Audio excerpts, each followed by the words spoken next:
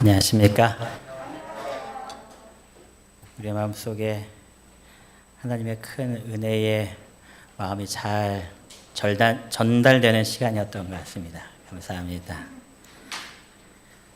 행복하십니까?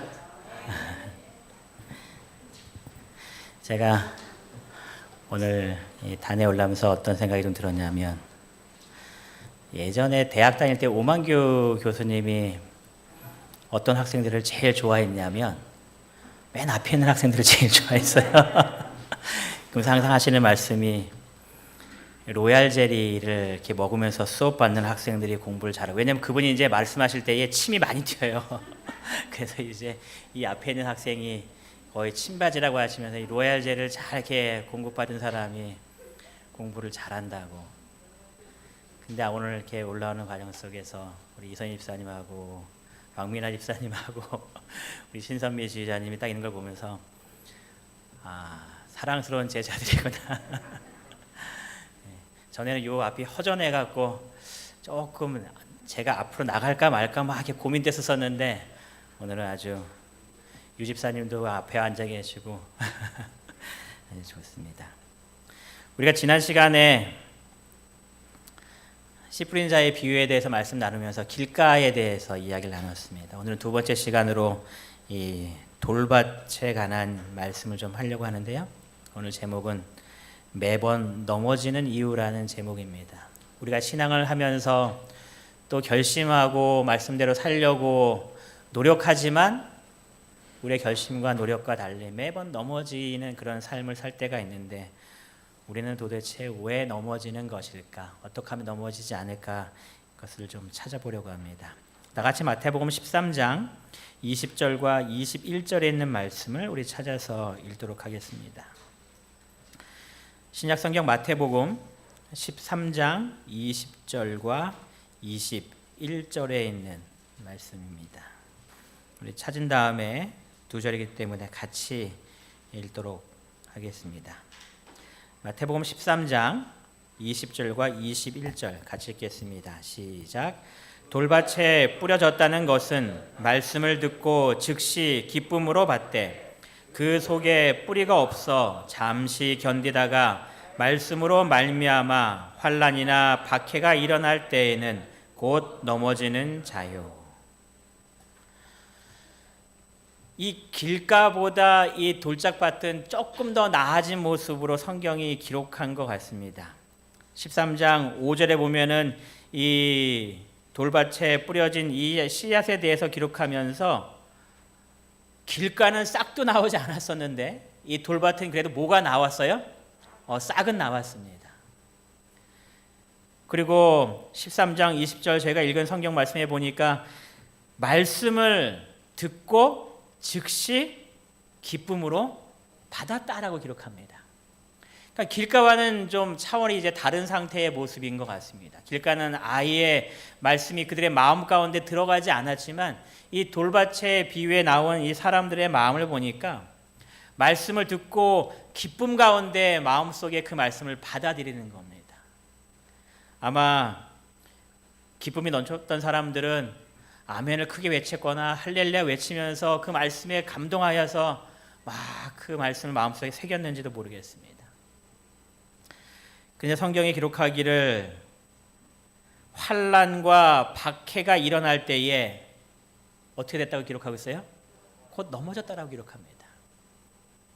일반 세상적인 환난이 아니라 성경에 보니까 말씀으로 말미암아, 내가 하나님의 말씀을 들었고 내 마음속에 큰 기쁨을 느낀 그 말씀으로 말미암아 내 삶에 핍박과 환난이 올 때에 서서히 넘어진 것도 아니라 오자마자 어떻게 넘어졌대요? 곧 넘어졌다, 이렇게 기록합니다. 이 넘어지는 자에 대해서 좀 원어의 의미를 찾아보니까 이렇게 기록하고 있어요. 믿음을 저버리다, 믿음을 거부하다, 범죄하다. 환난과 핍박이 오니 믿음을 저버리는 겁니다. 떠나버리는 겁니다. 누가복음 8장 13절에는 똑같은 이 비유에 대해서 말씀하시면서 이렇게 기록하고 있습니다. 시련을 당할 때에 뭐 한 자래요? 배반한 자요. 이것은 마음에 좀 부담을 주는 그런 표현입니다. 배반하는 자요. 그래서 배반하는 자를 어떤 의미로 많이 쓰였나 보니까 이러한 표현은 떠나가다라는 표현을 쓰고 있습니다. 시련이 오자 믿음 위에서 어떻게 되는 거예요?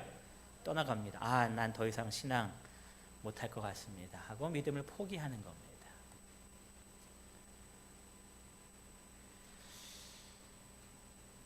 그들이 기쁨으로 말씀을 받아들이고 그 말씀이 마음속에 큰 은혜를 주었는데 이들이 왜 이렇게 넘어졌을까?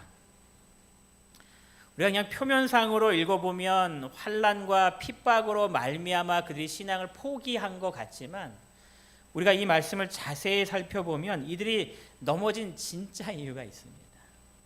환난과 핍박, 물론 그것이 한 동기가 되긴 했지만 그것이 전부는 아니었습니다. 여러분, 우리가 이 디모데후서 3장 12절의 말씀을 잘 알지만 우리 아는 말씀 생각하지 말고 그냥 모르는 가운데 이 말씀을 읽었다면 무릇 그리스도 안에서 경건하게 살고자 하는 자는 하면서 이 가로에 어떤 표현을 넣으면 좋을까요? 우리 이선희 집사님, 어떤 표현 넣으면 참 좋겠습니까? 그리스도 안에서 경건하게 살고자 하는 자는 그 다음에 뭘 넣었으면 좋겠습니까? 예?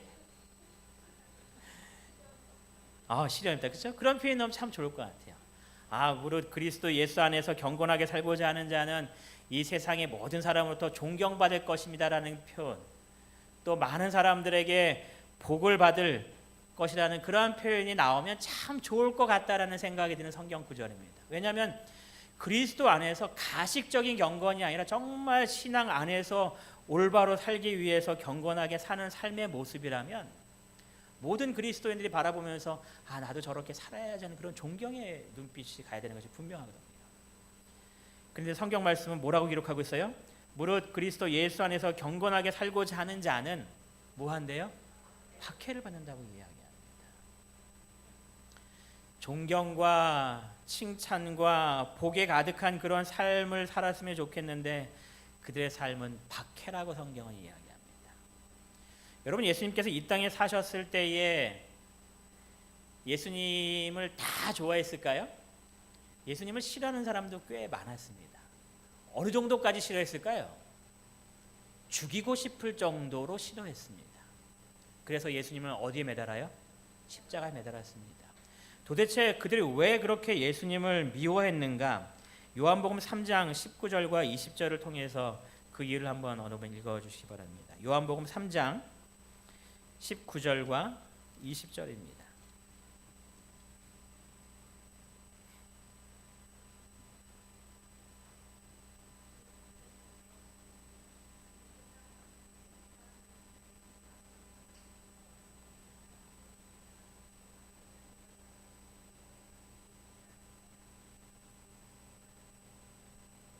왜 그들이 예수님을 싫어했는가에 대해서 이야기하면서 예수님에게 어떠한 특별한 문제가 있었기 때문이라고 성경에 표현하는 것이 아니라 예수님께서 말씀하시기를 사람들이 자기 행위가 어떠함으로요?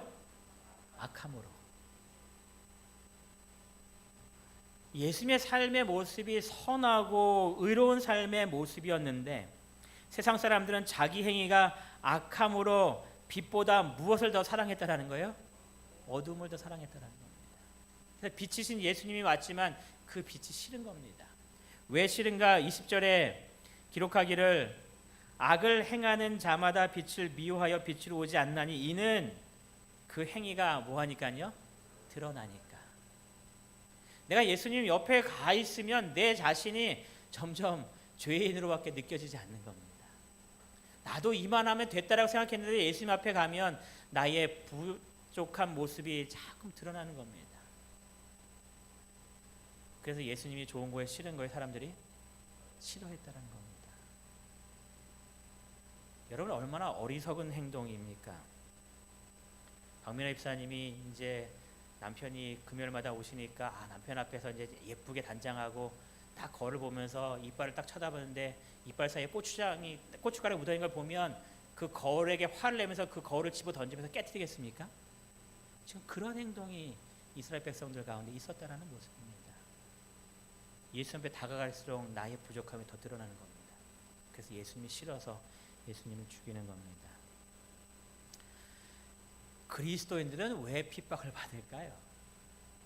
요한복음 15장 19절을 또 한번 어느 분 읽어보시기 바랍니다. 요한복음 15장 19절입니다.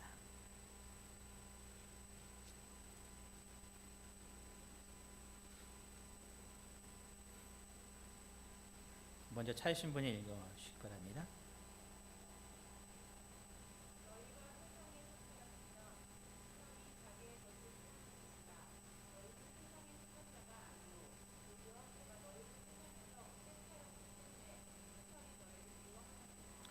왜 세상이 그리스도인들을 미워하는가에 대해서 이렇게 이야기합니다. 너희는 세상에 속한 자가 아니기 때문이다라고 이야기합니다. 왜 우리가 이 땅에서 경건하게 살수록 더 많은 핍박을 받을 수밖에 없는가에 대해서 성경이 기록하기를 너희는 빛의 자녀로 세상에 속하지 아니하였기 때문에 어둠에 속한 이 세상이 너희를 핍박하고 너희를 박해할 수밖에 없다라고 성경이 이야기하는 겁니다. 여러분 요한계시록 12장 17절에 보면 용이 여자에게 분노하여 돌아갔다라고 기록합니다. 그리고 그 여자의 남은 자손 곧 하나님의 계명과 그의 예수의 증거를 가진 자들과 뭐 하겠대요? 더불어 싸우겠다는 겁니다. 그래서 용과 여자의 남은 자손과의 싸움인데 이게 말이 싸움이지 일방적으로 당하는 겁니다.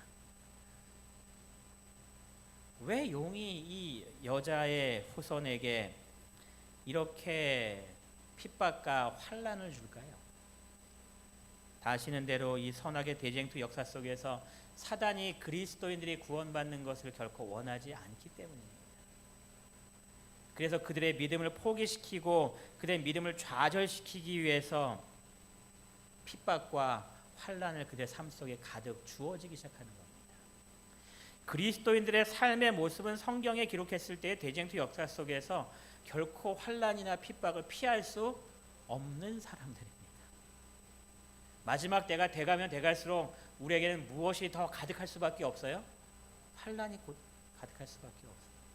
핍박이 우리 주변에 많이 일어날 수밖에 없는 겁니다.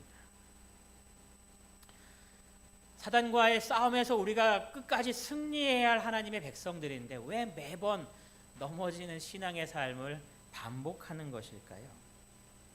이 돌밭의 이야기가 우리들에게 왜 그렇게 넘어질 수밖에 없는 삶이었는지, 또 우리가 넘어지지 않으려면 어떠한 삶을 살아야 하는지에 대해 잘 설명하고 있습니다. 마태복음 13장 21절에 왜 이들이 넘어지는가에 대해서 기록하기를 이렇게 말합니다. 그 속에 무엇이 없기 때문이요? 뿌리가 없기 때문이다라고 이야기합니다. 환난과 박해로 말미암아 넘어진 것은 사실이지만 환난과 박해가 전부가 아니라고 이야기하는 겁니다. 환난과 박해가 왔지만 그의 이 뿌리가 깊숙이 자리 잡아서 양분을 잘 빨아들일 수 있었다면 넘어지지 않을 수 있었다라고 말하는 겁니다. 한 글에 보니까 이러한 말이 있더라고요. 뿌리 깊은 나무는 가뭄 안 탄다, 이런 표현이 있더라고요. 아무리 가뭄이 져도 뿌리를 깊게 내려서 이 수분을 빨아들이고 양분을 빨아들였다면 이 나무는 가뭄에도 푸르른 모습을 유지할 수 있다라는 이야기죠. 한 연구소에서 가뭄 때의 뿌리와 평상시의 뿌리를 이렇게 좀 비교해 봤어요. 그랬더니 평상시의 뿌리는 옆으로 잘 뻗어져가 있는데 가뭄 때의 이 뿌리는 이 밑으로 깊숙이 내려갑니다. 옆으로 뻗어나가는 것이 아니라 밑으로 최대한 깊숙이 내려가서 이 수분을 빨아들였다라는 그 결과 보고를 이렇게 합니다. 흙이 얇은 돌밭에 떨어진 이 씨앗은 뿌리를 내리지 못했습니다. 뿌리가 없었기 때문에 양분을 빨아들일 수가 없었어요. 양분을 빨아들일 수 없었기 때문에 이 씨는 환난과 박해가 오자 견디지 못하고 넘어질 수밖에 없는 그런 마음밭이 되었다는 이야기입니다. 여러분, 내가 매번 넘어지는 이유는 환난과 박해가 너무나 커서 내가 견딜 수 없어서가 아니라 내가 매일매일 양분을 공급받지 못했기 때문에 충분한 양분의 공급과 수분의 공급을 통하여서 내가 든든하게 서 있지 못하기 때문에 이 환난과 핍박이 올 때에 넘어질 수밖에 없었다라는 이야기입니다.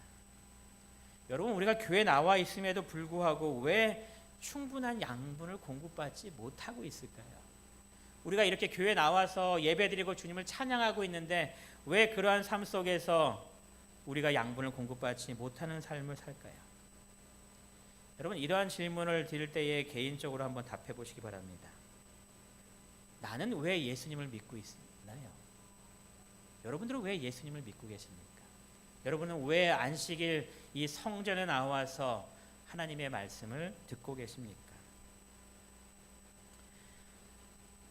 예수님께서 이 베드로에게 밤새도록 고기 잡지 못한 이 베드로에게 깊은 데 가서 그물을 던져라라고 이렇게 얘기했습니다.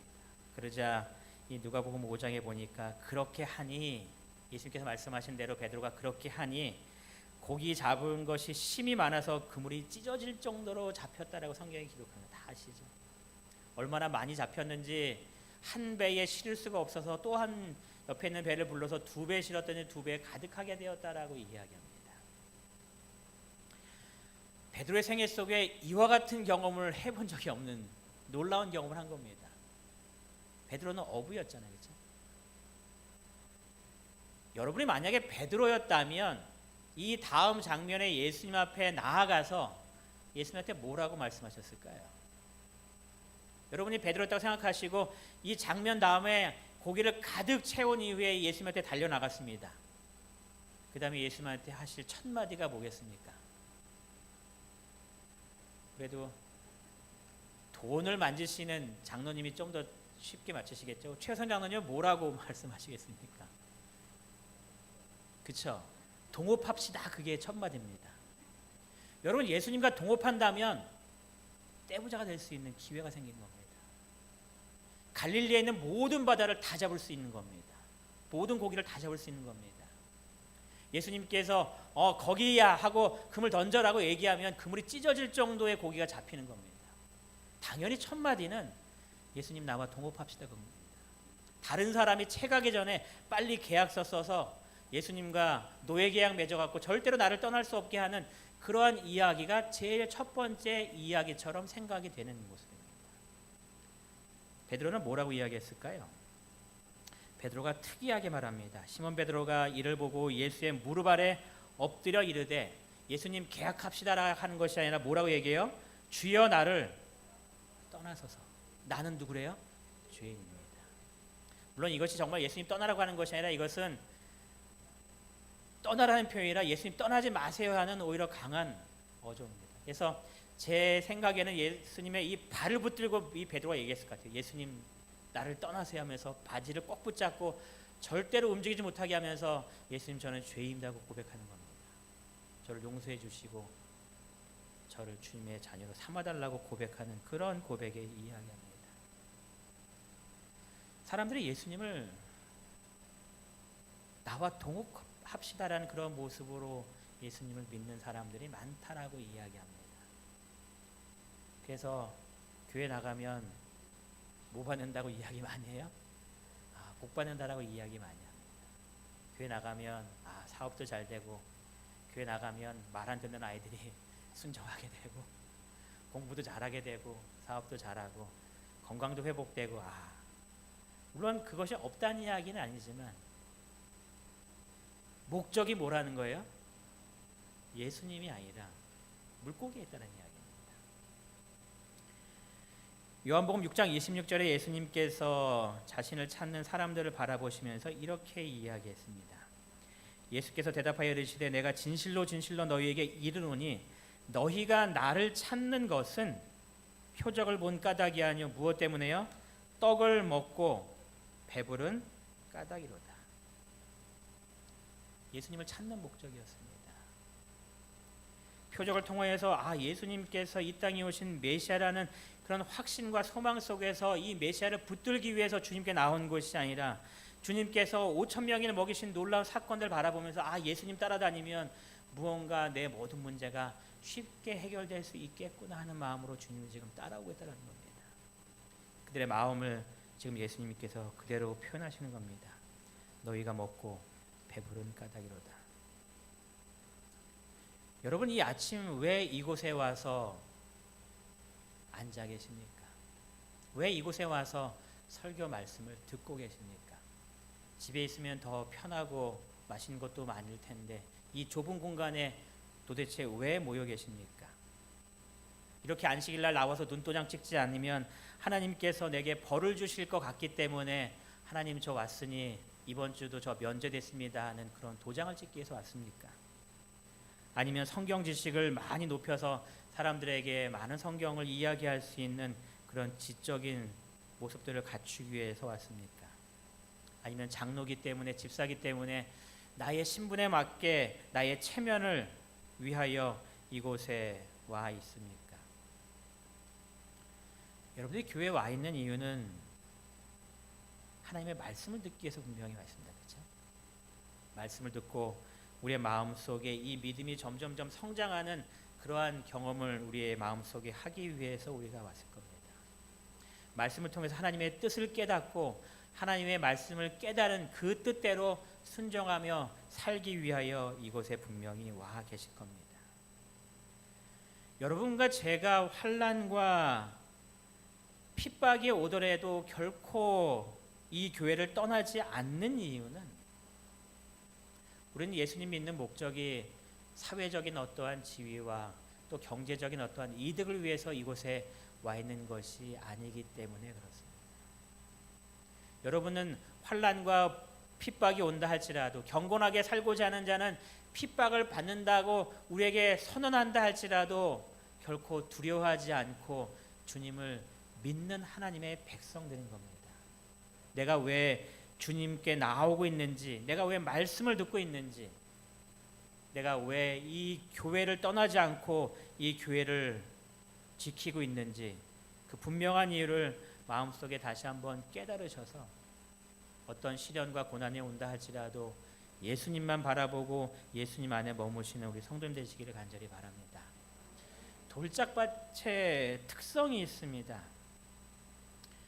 같이 한번 좀 읽어보겠습니다. 그들은 시작. 그들은 살아계신 구주와 개인적 관계를 갖지 않았기 때문에 저희의 품성은 선천적인 결함과 후천적인 결함을 모두 나타내고 있다.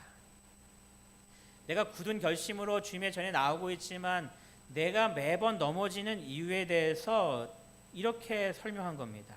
그들은 살아계신 구주와 개인적인 관계를 맺고 있지 않은 겁니다. 여러분, 나의 하루를 한번 생각해 보시기 바랍니다. 나는 개인적으로 주님을 만나는 시간을 매일매일 가지고 있는지, 우리가 육적인 양식을 취하기 위하여 매일매일 밥을 먹는 것처럼 우리의 영적인 이 믿음이 성장하고 강해질 수 있도록 나는 주님과의 개인적인 관계를 매일매일 맺고 있는지, 아침으로 또는 저녁으로 말씀과 기도를 통하여서 하나님의 뜻을 찾고 하나님과 교통하는 그런 시간들을 내 삶 속에 가지고 있는지, 여러분, 그러한 삶이 우리를 환난과 시련이 온다 할지라도 넘어지지 않게 만든다는 이야기입니다. 여러분들이 일주일에 한 번씩 영적인 양식을 공급받으면서 환난과 핍박이 온다 할지라도 나는 넘어지지 않을 거야라고 버티는 것은 어리석은 행동이라는 이야기입니다. 넘어질 수밖에 없는 삶을 살고 있는 겁니다. 누가 이런 표현을 좀 했어요. 우리가 얼마나 인색한 그리스도인들인지 하면서 이런 글을 좀 썼습니다. 건강을 위해서는 아무리 비싼 약이라도 마다하지 않는다.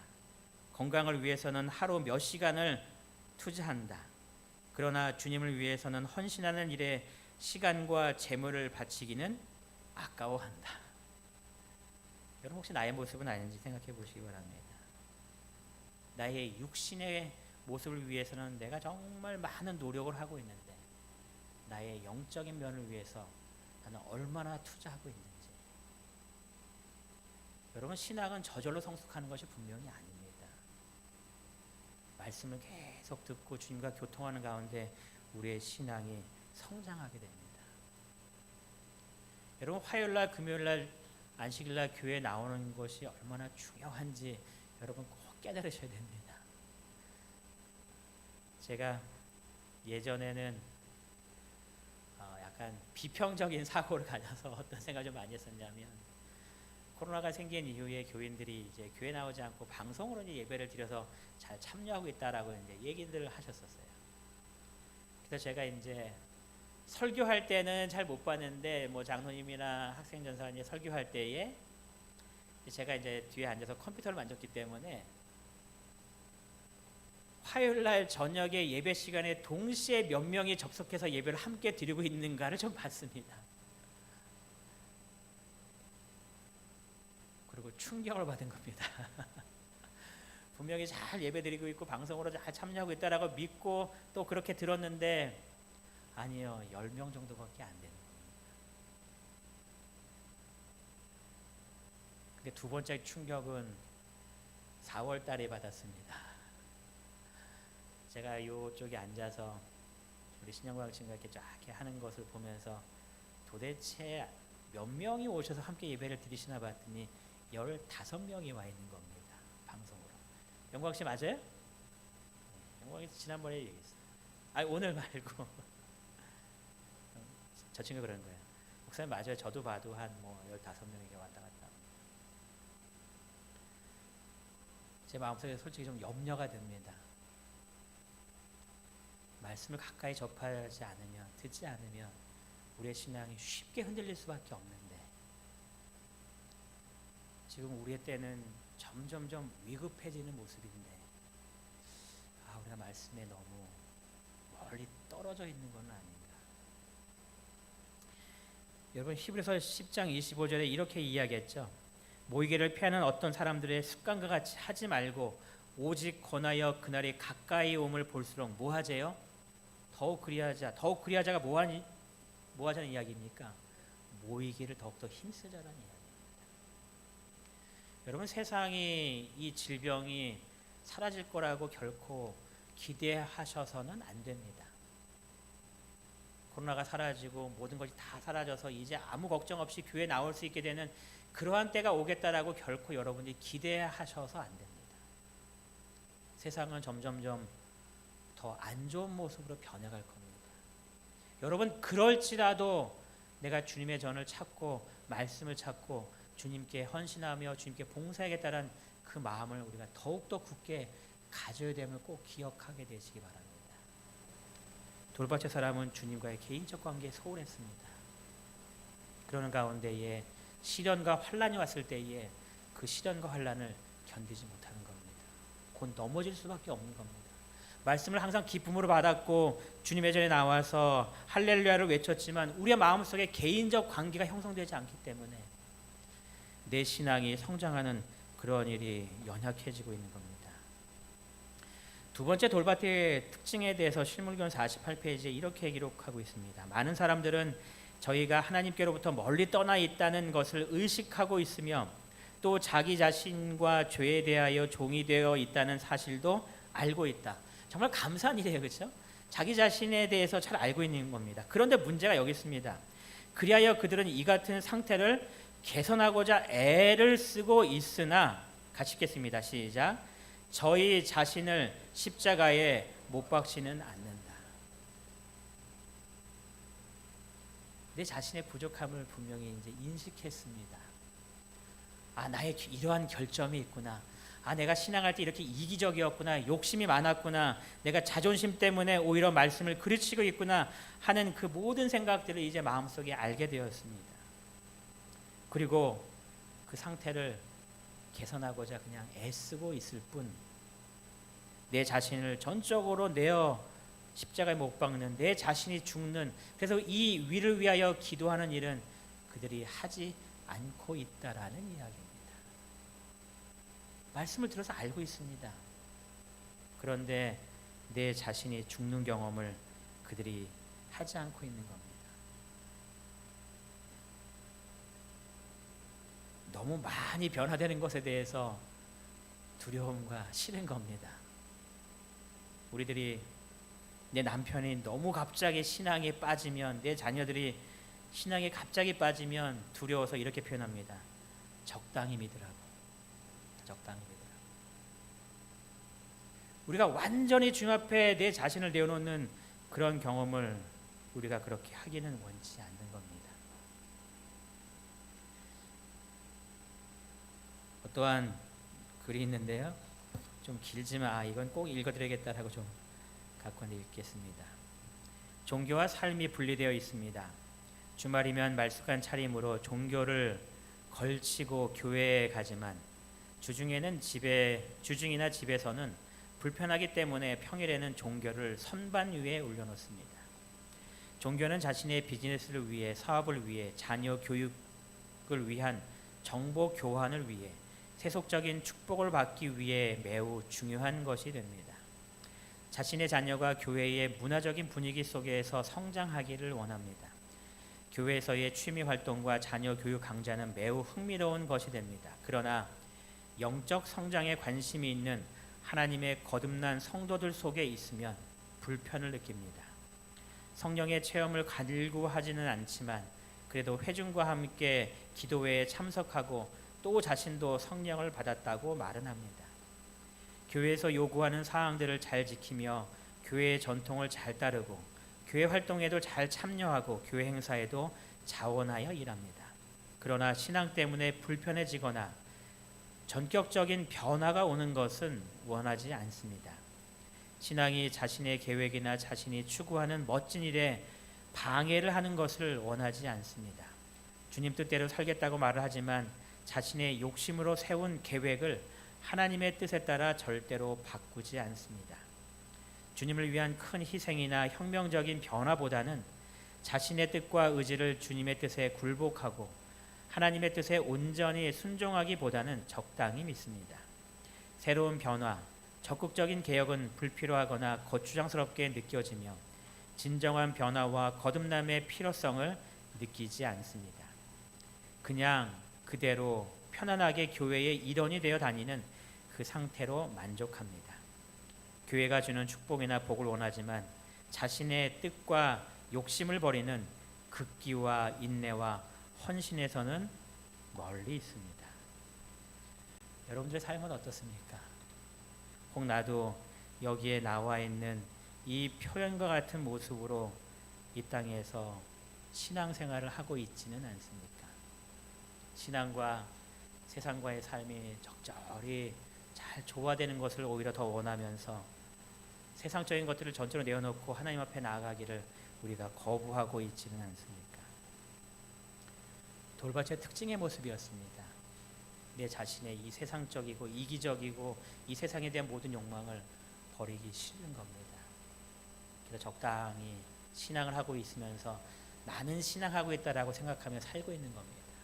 교회 와서 아멘도 잘했고 찬양도 크게 했고 할렐루야도 외쳤지만 그들의 삶 속에 주님께 온전히 바쳐지는 그런 삶이 아니었기 때문에 환난과 박해가 오자 교회를 떠나는 것이 더 쉽게 느껴진 겁니다. 여러분, 요한계시록 1장 3절에 우리의 삶 속에 또 이렇게 교훈합니다. 다 같이 요한계시록 1장 3절에 있는 말씀을 좀 보시겠습니다. 요한계시록 1장 3절, 우리 이 말씀을 찾아서 다 같이 좀 읽겠습니다. 어떠한 사람들이 복이 있는가에 대해서 나온 요한계시록의 첫 번째 복입니다. 시작. 이 예언의 말씀을 읽는 자와 듣는 자와 그 가운데에 기록한 것을 지키는 자는 복이 있나니 때가 가까움이니라. 어떠한 자들의 복이 있는가에 대해서 말합니다. 첫 번째, 어떠한 자가 복이 있대요? 이 예언의 말씀을 어떠한 자요? 읽는 자입니다. 여러분, 말씀을 읽으십니까? 대답이 없으시네요. 말씀을 읽고 계십니까? 네, 우리가 첫 번째 이게 복의 조건에 해당됩니다. 또 보니까 이 예언의 말씀을 듣는 자라고 말합니다. 여러분, 말씀을 듣고 계십니까? 말씀을 듣고 있어요. 우리가 말씀도 읽고 말씀을 들으면서 생활하고 있습니다. 복을 받기에 전혀 부족함 없는 삶을 살고 있습니다. 근데 여기서 딱 끝났으면 우리는 정말 100%다 순종하며 살고 있는, 복을 받기에 조금도 부족함이 없는 사람들일 텐데 세 번째 조건을 이야기합니다. 세 번째 조건이 뭐예요? 그 가운데 기록한 것을 뭐 하는 거예요? 지키는 자입니다. 그럼 여기에 대해서는 어떻게 생각하십니까? 여러분들이 말씀을 듣고 말씀을 들은 대로 살고 계십니까?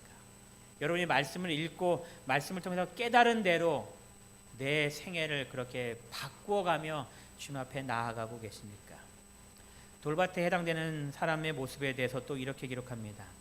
돌밭에 뿌려진 씨의 비유에 의해서 지적된 자는 하나님의 말씀을 즉시 받기는 하지만 거기에 드는 비용을 생각하지 않는 자이다.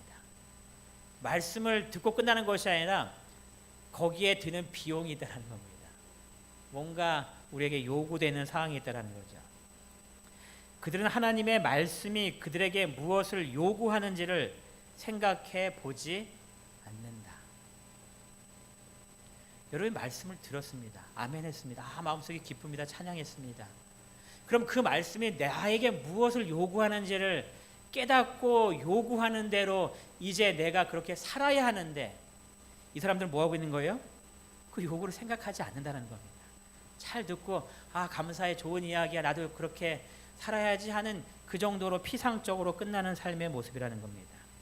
그들은 자기들의 모든 생활 습관을 하나님의 말씀과 대조하여 보고 자신을 전적으로 그 말씀의 지배에 맡기지 않는다. 이것이 문제였습니다.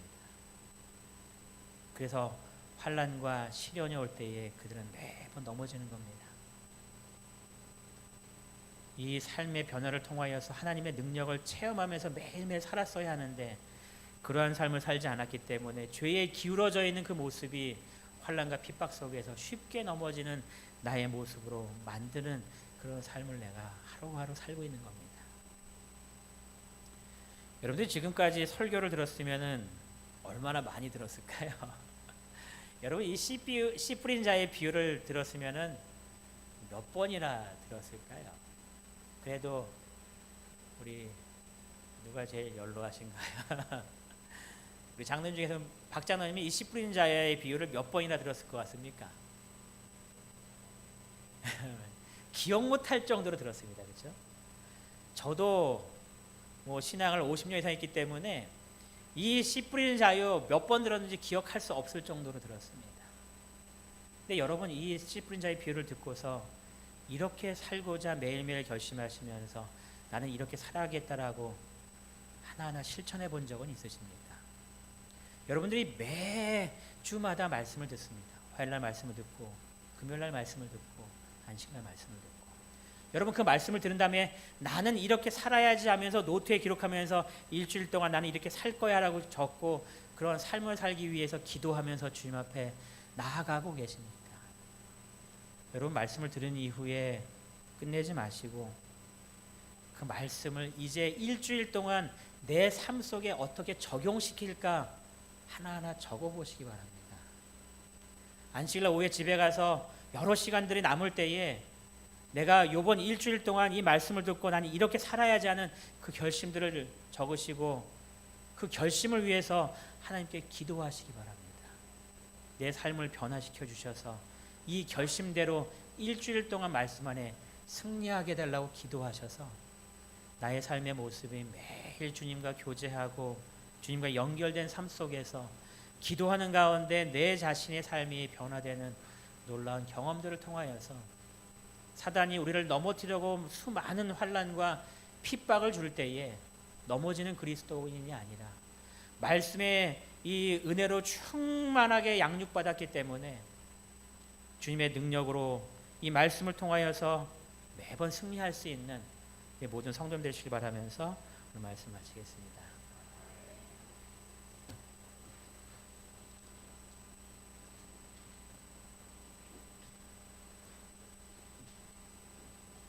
네, 마치는 찬미는 546장입니다. 546장 부른 후에 말씀하여 주신 목사님께서 기도해 주시겠습니다.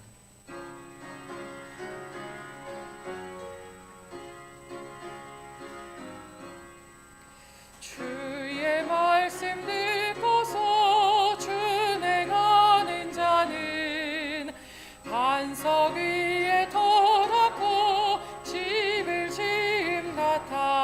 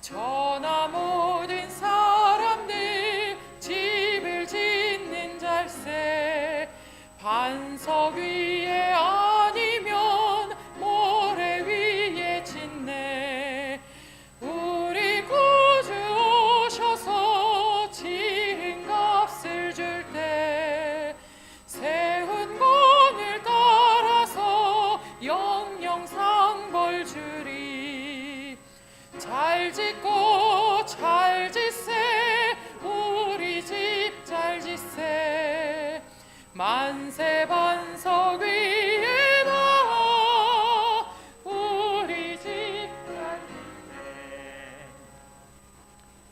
저희를 사랑하신 하나님 아버지, 혹 저희들의 모습 속에 돌박과 같은 모습이 있지 않았나 이 시간 저희 자신을 깨달을 수 있도록 허락하여 주시옵소서.